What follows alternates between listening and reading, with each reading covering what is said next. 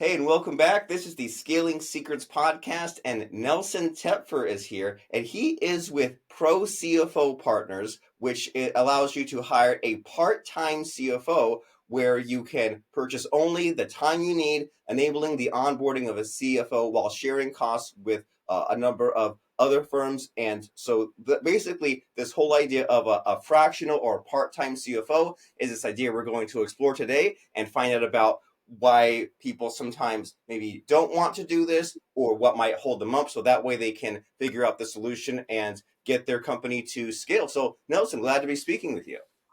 Thanks, Robert. Great to be here. Thanks for having me on. Glad to have you. So we kind of introduced this idea a little bit of this part-time CFO, but I would love to hear straight from the source, what are you all about and this concept and this company, and what has you just focused and passionate these days? Sure. So, short version, I'm the co-founder CEO of Pro CFO Partners, where for us, we provide this part-time fractional virtual outsourced. I've heard a bunch of terminology refer to this role. I think some funnier ones I've heard recently was timeshare CFO. That was a new one I came across recently. Or mercenary CFO is one as well. But for us, we look at our role as we're there to help these organizations build their finance and accounting functions. So not only is it systematic, sustainable, and scalable, but it's actually built to support where the owner is trying to take the organization. So for us, it is not about selling access to our time or just throwing a pretty report on their desk once a month. It is actually being their CFO on a part-time basis, making sure they have the insights they need to make the decisions they have to on an ongoing basis. Wonderful. And so, what's usually the starting point? When some company comes to you, are they in a situation where they're trying to do it all themselves, or they didn't like having the full-time CFO, or the CFO just quit looking to fill the gap? What's the typical before picture? So yes is the short answer. But many organizations are coming from having a controller or even just a bookkeeper before we walk in the door. Some of them have tried different variations of what this looks like before. And I think some of the challenges, this whole finance and accounting area tends to be a blind spot for many business owners. By nature, business owners are usually really, really good at delivering the product or service they know very well. And then once they actually start running a business, well, frankly, many of them aren't that interested in actually running a business. They want to continue to deliver the product and service for their clients and for their customers. So then it becomes, what are the rest of the skills they need that's going to continue to support their dreams and goals for the organization. So when we start with our clients, when we start with the organizations that we support, we start with it's roughly the same process that we've now developed with how we actually start with every organization. Number one, we need to understand their goals. Number two, we need to understand their revenue model. What do they actually do? Who do they do it for? And all the fun stuff on that side of things. And then number three is their financial review. And we always do it in that order because we found if we just go straight to numbers, which is where many people who say they play in our space tend to do, is like, great, let's see, look at your financials. If we look at those without understanding the first two, there's no context to the actual information we're receiving. It's just a snapshot in time. Whereas if we understand the actual organization, we understand where the business owner is trying to take their company now, then when we look at the financials, then they tell a story. Wonderful. So to make sure that I'm understanding you right, you say you look at the goals first and then the revenue and then the financials. That way it all is headed somewhere, right? That way you're not just digging into the numbers and seeing what comes up and having this like pretty little report. You're saying, okay, well, we're actually doing this in service of this goal and where we want to go. And it's also an interesting fundamental idea you brought up there about how this business owner or this team, maybe they don't like focusing on the numbers, right? Started this business because they had this passion and they really enjoyed talking about it and marketing it and fulfilling the product. But then maybe the numbers have been sloppy this whole time and it's been just more difficult than it has to be. And for someone to look at that more quote unquote boring side of things to make sure that they're solid and stable and the business is predictable on the other side of that, many amazing things can happen, right? Because now you have the solid financials plus the passion that maybe has been a struggle this whole time. And so what are the difficulties that kind of are in this middle space, right? When someone comes to you and things kind of need to be fixed up and they say, well, I would love to be able to head towards my goals. What sort of obstacles, roadblocks happen when this timeshare or this fractional CFO starts coming into play? So for us, I mean, I've been in this space for close to 15 years. I actually launched this company now just about 4 years ago. And so what we've developed is understanding what are the typical challenges for executives stepping into this kind of role, and how do we therefore standardize what can be standardized and leave the actual experience of the CFO, because in our organization, both myself and every member of my team have been an actual CFO before. How do we take that experience and expertise within our standardized and proven process to deliver this result? So common challenges very often are, is the team going to buy into having this other person as a fractional or part-time basis or external basis really be part of this team and deliver these results? And from our perspective, as we dive in, as we are part of their leadership team, we are their CFO just on a part-time basis. We're not that consultant who's like, okay, great, thanks, here's everything you're doing wrong, we'll talk to you next week. We're the ones who actually have to execute and deliver on this. So we become part of that team. We deliver these results. This is how we're being held accountable to this. But the interesting piece for us, very often when we walk in the door, is this accounting and finance function is often that reactive or operational finance and accounting function, whereas it's supposed to be more of a proactive and strategic one. So for us, it's how do we turn this function into something that actually delivers this, because that's really where the actual value of this function exists for most organizations. And that's something to think about just as far as any kind of bolt-on in any business, right? You have some new techniques, some new software, or you're doing some kind of B2B thing. You're thinking that, well, there's that kind of emotional factor of the buy-in and getting things up to speed. And it seems like you're saying that the way through is to show some results, where it's too easy to look at the downside, the cost of something, the work to be put in, the pain it would take to transition into this new way of doing things. But if you say, hey, well, now I'm coming in as your part-time CFO, and I'm really in the business. I'm not just kind of here and not here, and I'm kind of showing you these real results, these real reports. What are some of these benefits when you jump in on a team and you fix things up? What do you show Yeah. that gets the team excited for you to continue? So very often it is just a level of clarity that they never had before.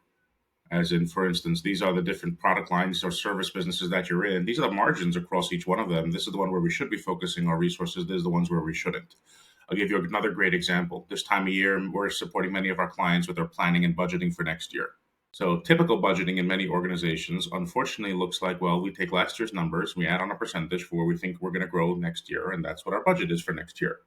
Whereas we think of this as like, okay, that's okay. But when we think about it, it's where are we trying to take the organization, understanding those goals first, because then budgeting becomes a resource allocation conversation. Where should we be spending our money?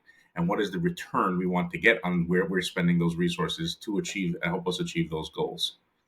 So when we go through budgeting in that process, it is an instantaneous, like, oh, of course, this makes a whole lot of sense. This is, of course, what we should be doing. So we take that all the way through to, great, we did this plan. Now, this is how we're going to measure if we're achieving those goals along the way. It's not just like we look at next year and it's like, well, did we do it? Yes or no?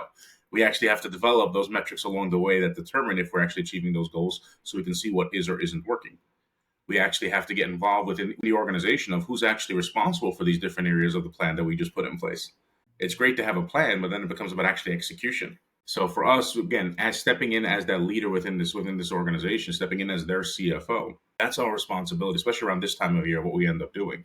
But at its most basic, some of those earlier or quicker wins that we dive into is about forecasting, is about providing that insight on a pretty quick basis that lets them see, oh, this is what's actually going on in my business. This is where we need to be focusing. Invariably, there's some kind of issue when someone comes to us. For instance, I wish it would make my job much easier if, someone just said, hey, do you know a good part-time CFO? And I think that adoption is becoming a lot more common, but or invariably there's some, business owners complaining about some kind of issue. And it's like that kind of issue. It's like, oh, yes, this is what can be solved by bringing in a CFO on a part-time basis. Wonderful. And so what I'm getting from you is that it's important to have this clarity and that kind of like, big picture, high level, whatever metaphor to set, all of it. And also what I'm getting from you is there's the value in the kind of long-term deep thinking, right? Like you're not just saying like, oh, we look at the numbers, we look at this column. You're saying like, well, what do we allocate for this, or what's the forecast for that, or what's the decision or problem solving for that? I can see the value in like spending many hours or stretched out on days or weeks of saying like, okay, what's the real problem that we're trying to solve here? And what I'm getting from you is that a goal is not just yes or no. A goal is we want this for this reason. And then you're also saying, well, here are maybe the milestones, or maybe here's like kind of the different kind of levels of the goal. And like, here's where we hit it, here's where we do a little better. And you're also saying that a goal also involves who will actually do it, not just a matter of like, okay, here's what we need to do. Well, who's actually responsible for starting that and for doing that? And it all just kind of seems to tie together for me as far as just more deep thought needs to be put into these numbers to kind of like abstract these future and these more kind of exciting things. And so in your various journeys and jumping in these different companies, have you ever come across any unexpected surprises? Oh my. At this point, I would say the surprises are fewer and farther between, but definitely along this journey, there were some very interesting surprises, that's for sure. Some of the surprises are because of the varied sizes and industries that we walk into. We have clients from literally as small as funded startups pre-revenue up to our largest clients are close to $500 million in revenue. Most of them, though, are a few million to about 80, 90 million is where most of them are, because that's when they need this level of support to really begin to grow and achieve those goals. So for me, some of the interesting parts is how similar some of the challenges are when I'm speaking to a startup, a 2 million, a 20 million, and a $200 million company. It's how similar some of the challenges actually are. If I were boiling it down, it really comes down to two overarching themes. Number one, they need better insight to make better decisions. And whatever current structure they have in place is not giving them that level of insight. I think that can be summarized by the way one prospect had told it to me when he said, Nelson, this company is too big for me to run on gut instinct alone. Now, I love a CEO who feels free enough to share that sentiment with me. What made that one in particular more interesting was that was a 300 manufacturing company with a controller and 9 people in his accounting department, and that was still the way he felt. That being said, the other most common theme is actually around their people, is and they are not sure if the people are doing what they need to do, or usually at that point they kind of know that people are not really doing what they need to do, but they don't know how to actually address the challenge because, again, this finance and accounting area is very rarely the strong suit of the business owner. As a business owner, we have all we have all dove in and figured out enough to in this space to understand enough of the pieces, but very rarely is that where we want to be spending the bulk of our time. As a result, when you have that department responding or reporting to that business owner, very often when I get a response of, great, what does your CFO do? And I literally had one business owner tell me, annoy me. That was what he felt the role of his was to annoy him. So it is about making sure we have the right people to execute on this, especially in this level, making sure we have the right people who understand what needs to be done, and frankly, obviously, making sure we have the people who are right fit for the organization. I think that's a very important lesson, and you hear that a lot when you're talking about the various the business problems and the bottlenecks and what got them through. And many times it's that there was this one person gumming up the works, or this one person just had a wrong way of going about things, or just the wrong attitude, and maybe it infected other people on the team. And you hear about this as well of how like the owner itself becomes a bottleneck, and that's a cool story you told there. But even with all these other people in the team, even the owner said, I'm still slowing things down. I'm still holding everything back. And so along those lines, since this is the Scaling Secrets podcast, you've already mentioned some different fun stories and some fun solutions about scaling specifically. If you work with one of these businesses that are in these, like you said, like 5 million or 80, 90 million range, and they want to get to that next level, what holds them back from the actual scaling? Or like, what do you see that could be very helpful for some business that's just looking to expand to that next level?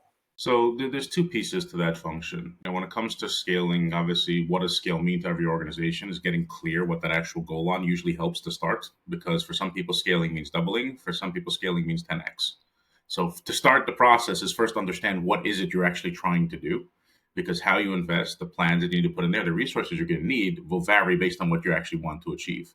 So going back to the theme we had mentioned earlier, be really clear what it is you're actually trying to achieve.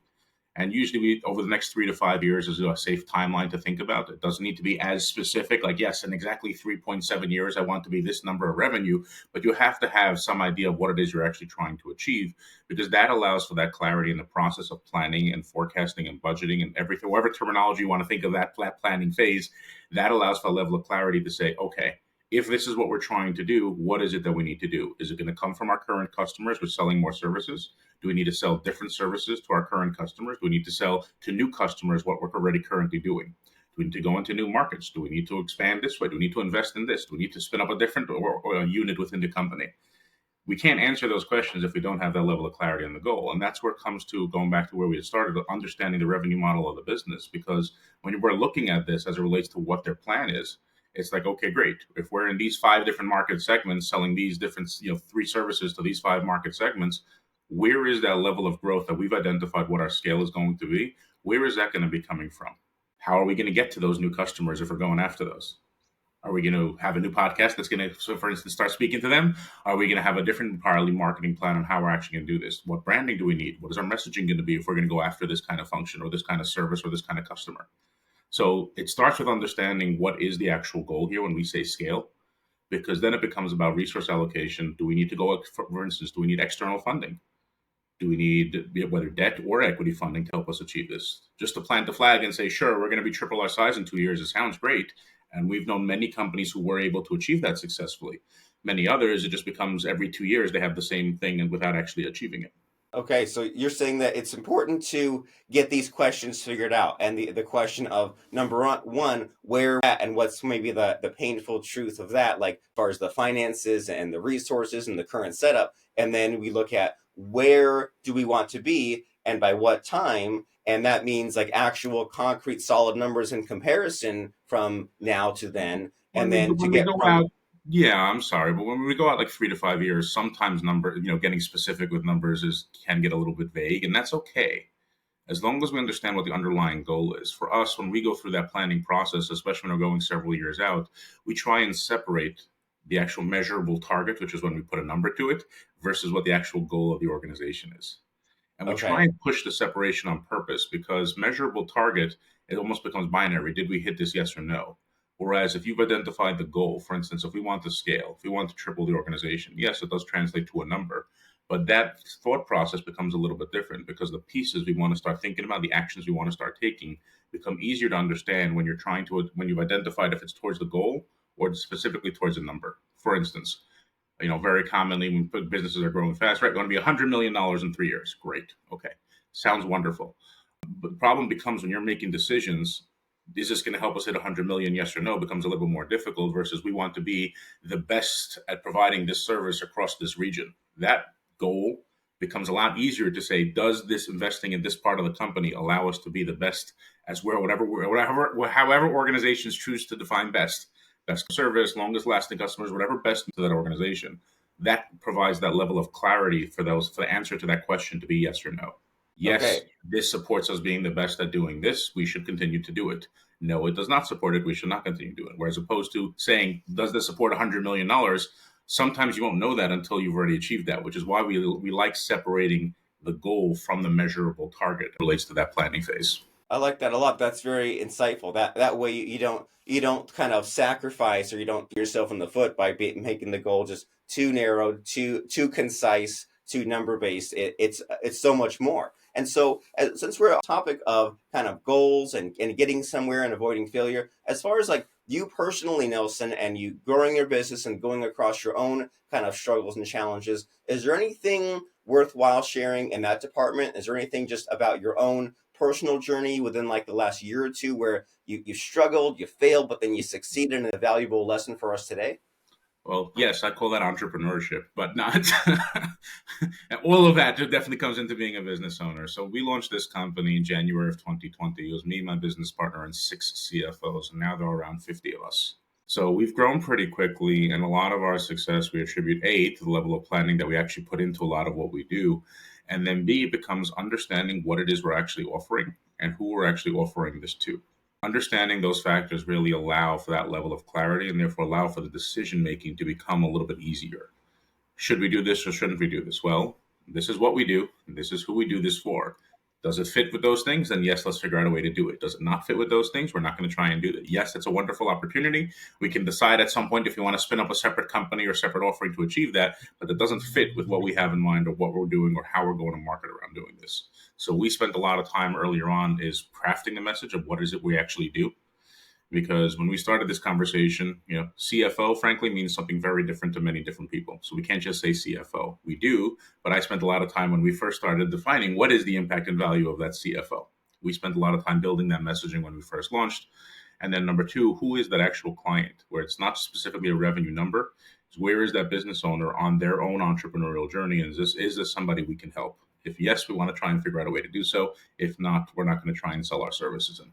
Okay, so I'm making some mental notes here about how important the what and the who is, and to make that very clear for yourself and to always be revisiting it. I mean, you think and you hear about the value of always revisiting the fundamentals, of always looking back at like, okay, what's just the bare basics, because people all day every day are finding us for the first time and getting that first impression. And if we're just like off in jargon land and talking about all kinds of advanced ideas, that's not very accessible for the new prospects that are falling in love with us. So we need to just really recurringly focus on the what, and then also on the who. That way we can attract that who. But you're saying, even more importantly, when all these good ideas come down the pipeline, which there's always good ideas, right? There's always new things we can add onto our business, or our new tangents. But you're saying, well, it's kind of a tough decision sometimes to ignore or not pursue that really good idea. And you say that what helps in that deciding factor is knowing that what, but more importantly, knowing the who, because you can say, well, is this kind of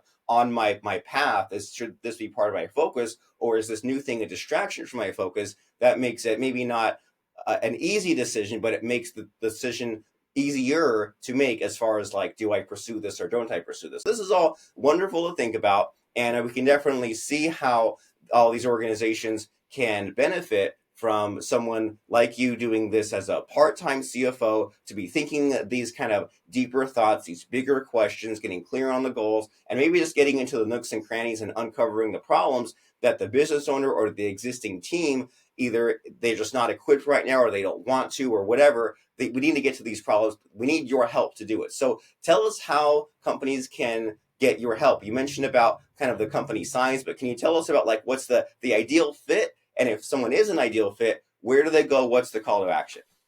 Sure. So there's a lot of resources and education we put up on our website, which is where I point most people to, which is procfopartners.com. There's a lot of information on over there. We put out a lot of resources for free on there. Blogs, videos, content. There's a lot of information that we put, because we do believe in educating our clients on what is the role, what does the role entail, what's actually needed for many of them. And so there's a lot that we have just as content, whether they need us or not. As to what is that right fit for us, again, for us, it is that business owner who is struggling to actually execute or deliver, or basically does not have the insight they need to make the decisions that they have to on an ongoing basis. It's probably the most common theme across the board. What that looks like in practice, they may have a controller, they may have a bookkeeper, they may have a full finance and accounting function without the actual leadership function.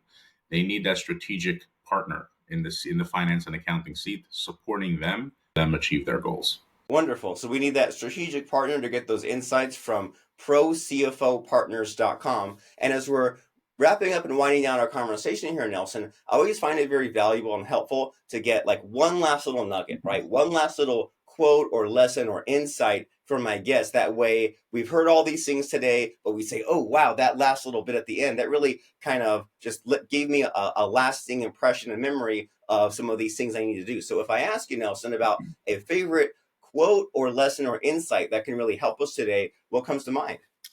So one of my favorite quotes for this time of year, I actually used this last year in our newsletter. It was a quote from Edgar Allan Poe. It was, "The 90 and 9 are with dreams content, but the hope of the world made new is the 100th man who is grimly bent on making those dreams come true." So as business owners, we're sitting here now in December. We're coming off or wrapping up our own planning. What are we actually going to do that's going to make it actually happen?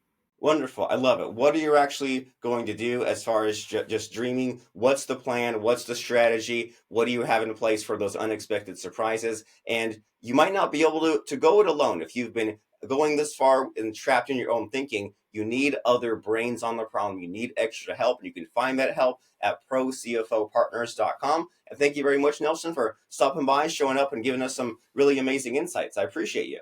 Thank you, Robert. An absolute pleasure. All righty, so the recording's done, and then sometimes you have to wait a second for